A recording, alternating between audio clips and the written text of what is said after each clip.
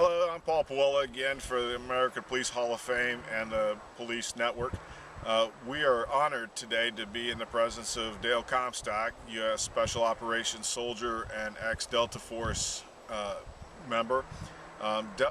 Dale, thank you so very much for having us here and talking to us. I've been just a big fan of yours for some time now. I was wondering if you'd go through your stances as we just did not too long ago and talk about the basic stance for boxing all the way into the rifle platform, if you will. Sure. Okay, so you know, I'm a firm believer in keeping it simple, stupid, the KISS concept. So my basic fighting stance, all right, it's gonna be the basis for everything I do, whether I'm firing with a shooting with a rifle, firing a handgun, whether I'm using a knife, a linear weapon, or basically empty hands. I want to fight on the same base. Now, granted, you know, some will argue that, you know, your ready positions, whatever position you happen to be in when you're being engaged. Okay, that's true. If I'm running and I'm engaged, then if I got to shoot, then I'm shooting while I'm running. But ultimately, I want to default back to a base position. All right, and so I want to build that muscle memory as well. And again, keeping everything as simple as I can. So what I teach my students is to fire from the basic isosceles position, the combat ready position. And basically my stance, you put my rifle down,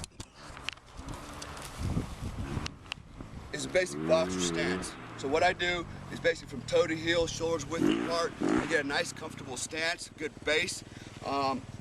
I put about 60% of my weight on the lead leg, 40% on the rear leg, 60% of the weight on my balls of my feet, 40% on the heels. So I have this constant forward pressure where I feel like I'm leaning forward over the top of this knee, but I'm not off balance. Okay, and what does that do for me?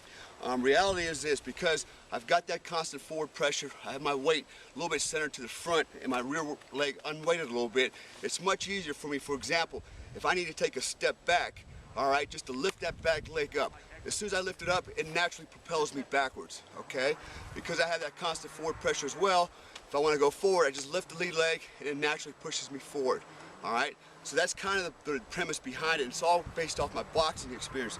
I used to box professionally when I was in the Army, and I learned a lot. I've applied a lot of those combative techniques, those empty hand combative techniques, to using a firearm. So that's my basic position: shoulders width apart, toe to heel, creating basically a triangle, presenting my body armor to the potential threat to the front. I don't want to get to the side if I can help it. Although some guys shoot like that, it's a bad idea, especially when you're using high caliber rounds or your threat has a high caliber round. Your plate is what's going to protect you. And if it's off here to the side and your threat's in front of you here, you're leaving your side exposed, okay? And there's been more than one person killed like that. So this is my ready position. So if I was fighting as a boxer, it would look something like this. If I was fighting with a knife, all right, in this case, I like to fight with the knife to the rear and my lead hand to the front, but it's the same stance. If I'm fighting with a pistol, it's the same position I'm fighting out of. Nothing has changed in terms of my footwork. If I'm shooting with a rifle, it's the same firing position again. All right, nothing has changed.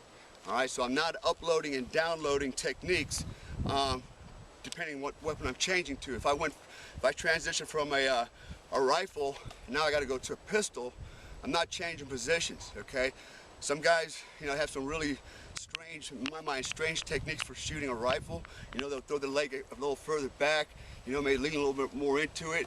And sometimes that's okay, like with a shotgun, but normally, you know, it's really not necessary. If you apply the fundamentals I just spoke of, that 60-40 weight distribution between the front leg, the back leg, the balls of the feet and the heels, keep your body centered over the lead leg, you'll have enough forward pressure to control the recoil from the weapon and give you the ability to move a little bit quicker, whether backwards or forwards.